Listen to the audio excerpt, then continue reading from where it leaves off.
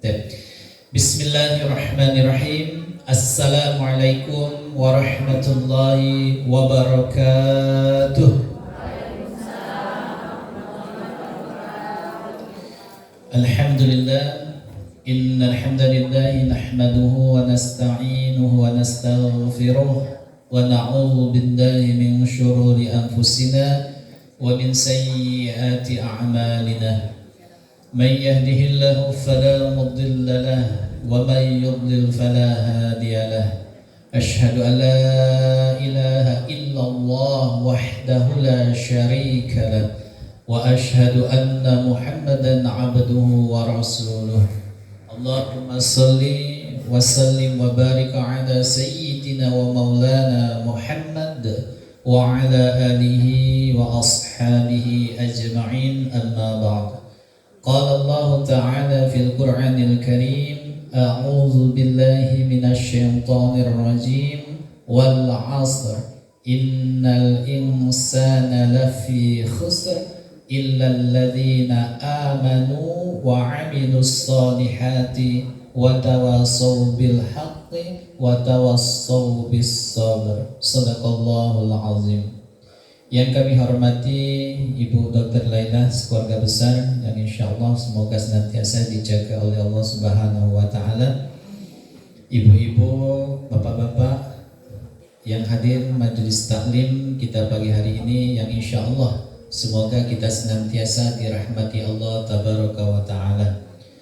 Alhamdulillah, marilah kita senantiasa memanjatkan puji syukur kita kepada Allah Subhanahu wa ta'ala, karena dengan segala nikmat yang telah Allah berikan kepada kita semuanya, sehingga di pagi hari yang sejuk ini kita sama-sama dapat hadir dalam sebuah majelis ilmu, majelis zikir, majelis yang disebut-sebut sebagai majelis yang dihadiri oleh malaikat-malaikat Allah, majelis yang orang-orang di dalamnya dimuliakan Allah. Mudah-mudahan kita semua yang hadir di majelis ta'lim ini juga dimuliakan Allah di dunia dan di akhirat. Amin.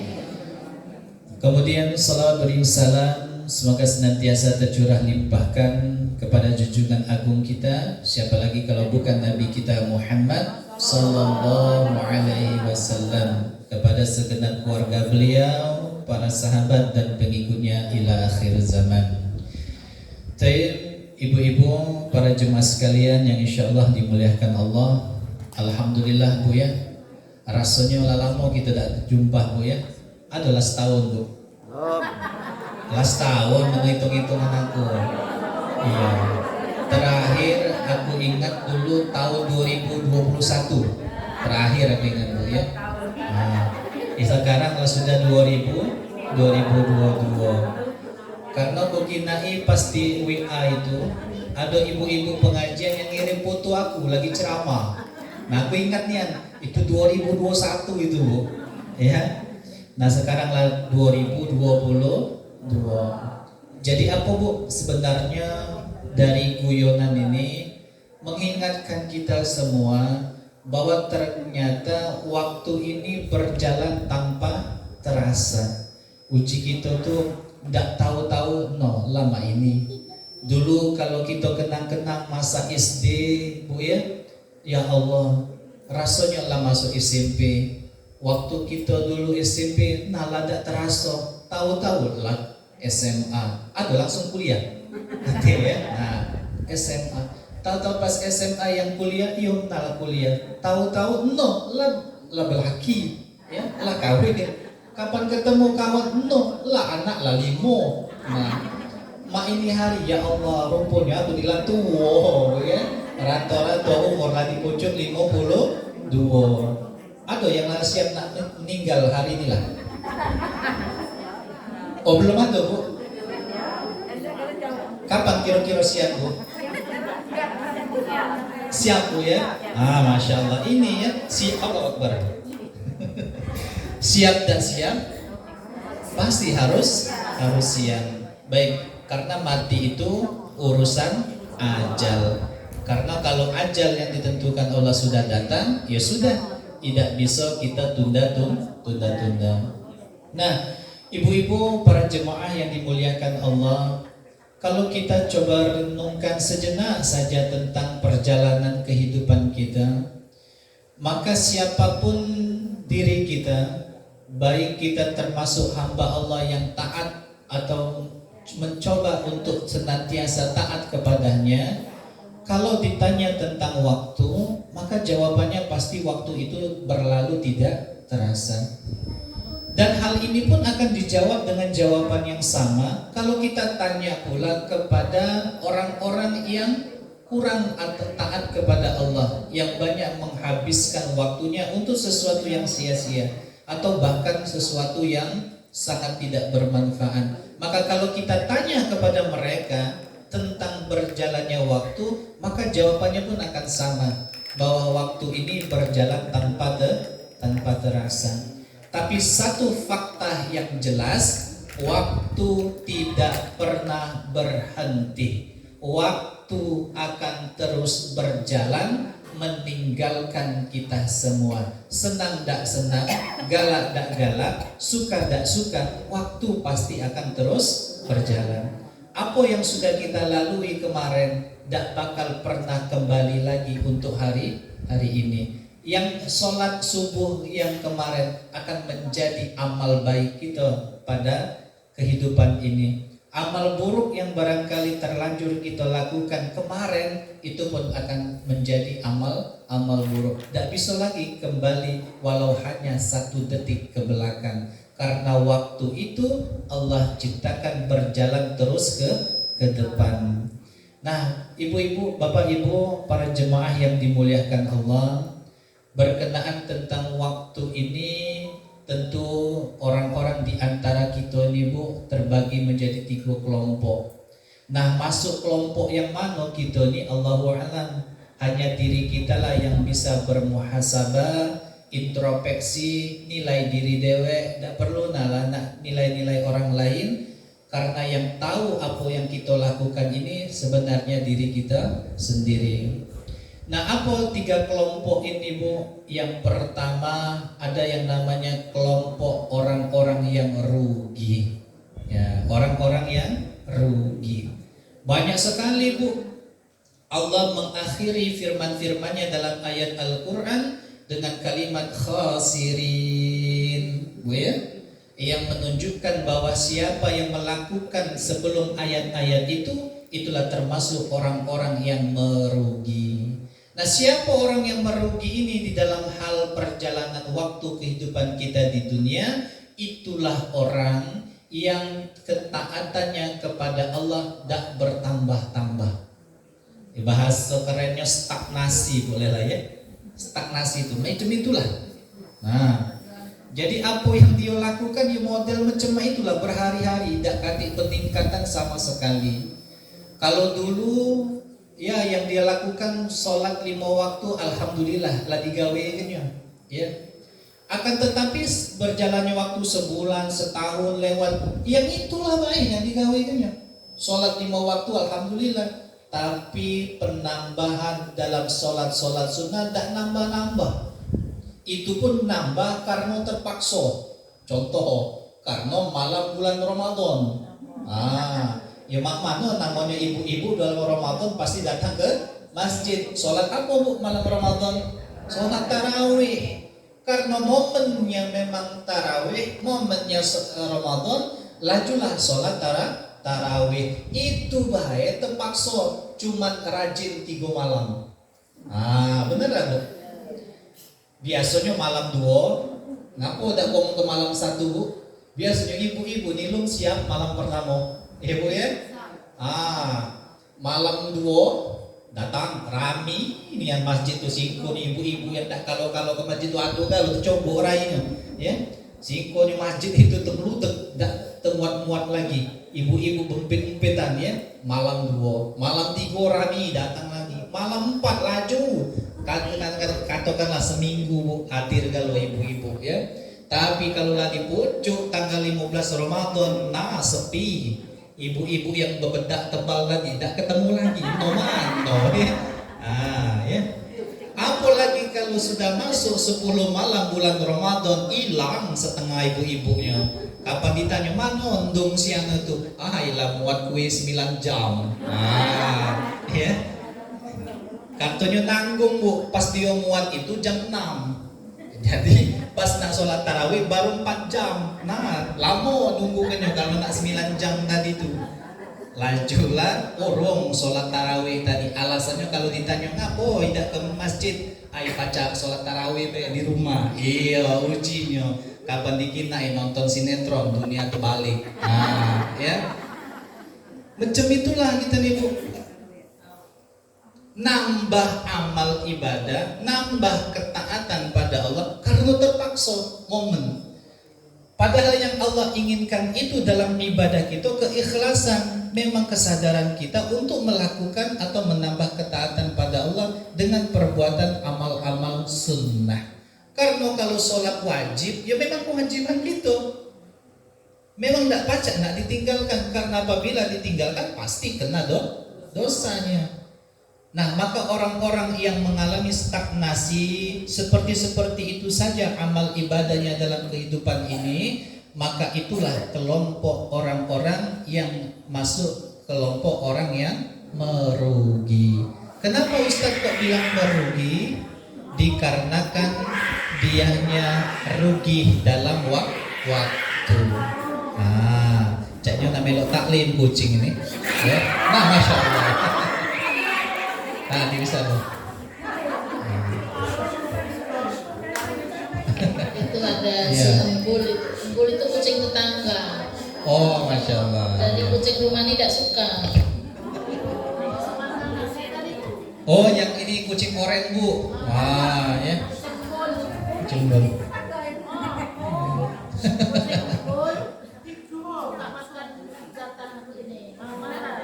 Masya Allah. Tuh bu ya. Tip no, sampai mana tadi bu? Sampai kucing. Sampai kucing tadi, Masya Allah. Ya tadi bu ya, inilah orang-orang yang merugi, orang-orang yang dari waktu ke waktu tidak mengalami penambahan ketaatan kepada Allah. Begitu juga, lalu ada kelompok yang kedua bu. Nah, siapa kelompok yang kedua ini? Adalah kelompok orang-orang yang beruntung. Nah, banyak pula bu dalam Al-Quran nih, ya, yang Allah akhiri ayat itu dengan kata ya muflihun, misalnya ya, itu artinya adalah orang-orang yang beruntung. Nah, siapa saja yang melakukan perkara-perkara yang Allah sebutkan sebelum menyebutkan orang-orang beruntung, maka siapa yang melakukannya, inilah nanti Allah golongkan kepada orang-orang yang beruntung. Nah, siapa orang-orang yang beruntung dalam kehidupan dia di dunia ini? Itulah orang yang dari waktu ke waktu dia berusaha untuk menambah ketaatannya kepada Allah. Bu, kalau dulu sebelum ini barangkali kita masih melaksanakan hanya fokus sholat 5 waktu, maka pada saat tahun yang baru ini harus berazam di hati, tekadkan bahwa aku harus nambah dengan sholat-sholat sunnah yang lainnya. Karena sholat sunnah ini banyak yang pacak kita gawekan. Ya, tak pacak bangun malam sholat tahajud, yo pacak kita sholat qobliyah, ba'diyah.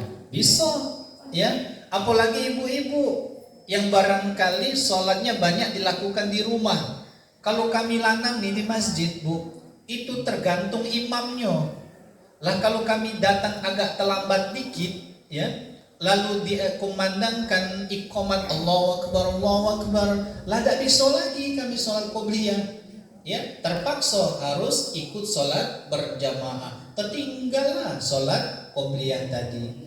Tapi kalau ibu-ibu waktunya lebih fleksibel, ibu sholat di rumah, tak perlu nak nunggu dulu kan. Begitu ibu mendengarkan suara azan, gancang ambil wudu, nak sholat zuhur misalnya, bisa sholat qobliyah dulu.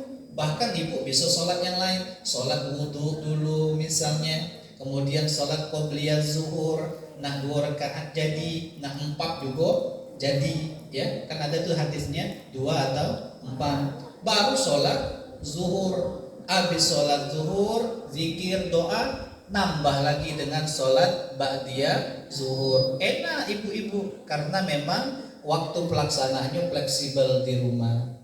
Ya. Nah, kalau ibu mau nambah silakan cari saja sholat sunnah yang barangkali ibu nanti bisa beristiqomah. Ada yang namanya pagi-pagi mencemah, ini sholat apa bu? Sholat duha. Tidak baca 4 rakaat, minimal 2 rakaat. Agak meningkat lagi bulan depan kalau lah biasa tambah 4 rakaat. Agak olah biasa caknya enteng nian kalau 4 rakaat ini sholat duha tiap pagi, tambah kaki 6 rakaat sampai kaki bisa 12 rakaat. Nah, perjalanan hidup kita ini macam itulah, ya. Nambah dan nambahnya ini ibu loh, tidak usah nak banyak-banyak, berdegup langsung. Kakek pas berdegup langsung, akhirnya futur, tahu ke futur, iman lagi lemah, tertinggal. Lebih baik sesuatu itu kita tambah dengan tahap bertahap. Ya, kalau soal sholat banyak bu, ya. Nah, kita baca Quran model macam itulah. Tadilah dia ditanya oleh Ibu Dokter Laila, Ibu tilawah Qurannya hitungan detik atau hitungan menit? Ya kan? Kalau hitungan detik, aduh Ustaz, gara-gara dengar ceramah, yang penting minimal sehari 1 ayat. One day 1 ayat. Akhirnya pas malam-malam tidak salah-salah buka Al-Quran. Lama Al-Quran itu tidak dibuka bu, lalu debuan dibucuknya kan. Cuma nak mulai, alhamdulillah. Karena tadi pemahamannya yang penting 1 hari 1 ayat lah dibacanya puluh. Tak salah-salah ta'awuz dengan basmalahnya baca ibu tadi itu. Bagus nian kan? Bismillah, wah apa ngaji alif lam mim shadaqallah. Ya itu ya, dakur itu ya. Ngajinya detik itu berarti cuma 1 ayat ya. Tapi jangan belum memang 1 ayat 1 ayat nian bu ya. Nah beguyur. Kalau memang tadi hitungannya cuma setengah lembar, beguyurlah nambah-nambah nanti 1 halaman. Kalau udah baca pulau kaget ya nambah lagi. Terus begitulah terus. Kalau memang ibu tilawah Qurannya sudah zaman, itu berarti minimal sekali ngaji ibu sudah dapat 2 juz. Karena 1 juz itu dibaca tartil itu paling tidak selama 30 menit bu, 1 juz. Kecuali juz yang ke-30, dia agak lama, barangkali 40 menit lah. Ngapa? Karena juz 1 sampai juz 29 itu hitung-hitungan Al-Quran pojoknya itu adalah 10 lembar. Tapi kalau juz yang ke-30, juz amma itu lebih banyak, sekitar 12 lembar. Itu banyak bedanya bu ya. Nah jadi dalam tilawah Quran berusahalah pula bu kita ini untuk nambah dari waktu ke waktu. Nah alangkah lebih baiknya lagi ya kita punya amalan malam. Apa contohnya Ustaz? Misalnya setiap malam bacalah surat Al-Waqi'ah. Ini melancarkan rezeki bu ya, di antara faidahnya. Tapi jangan pula baca ayat surat itu dengan niat supaya rezekinya lancar. Besok-besok rupanya mampet, ya, berarti tidak benar ini. Akhirnya tidak diamalkan. Padahal bukan itu. Rezeki itu bukan hanya berupa duit. Kita bisa lihat mata kayak gini rezeki dah bu. Ini nikmat, ibu ya. Ibu bisa duduk sehat dengarkan ceramah, nikmat dah bu. Ini nikmat. Jadi rezeki itu jangan dipandang berupa materi. Apapun yang kita rasakan semuanya itu pasti nikmat Allah. Nah baik. Ini yang kedua bu. Yang pertama tadi apa golongannya bu? Orang yang rugi. Yang kedua orang yang beruntung. Nah yang ketiga orang-orang yang celaka. Masya Allah. Siapa orang-orang yang celaka ini? Inilah kelompok orang-orang yang dari waktu ke waktu nambah parah. Ya.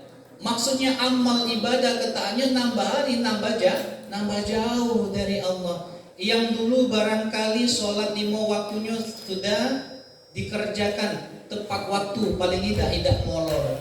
Tapi pas begitu masuk tahun 2022 mulai subuhnya kesiangan.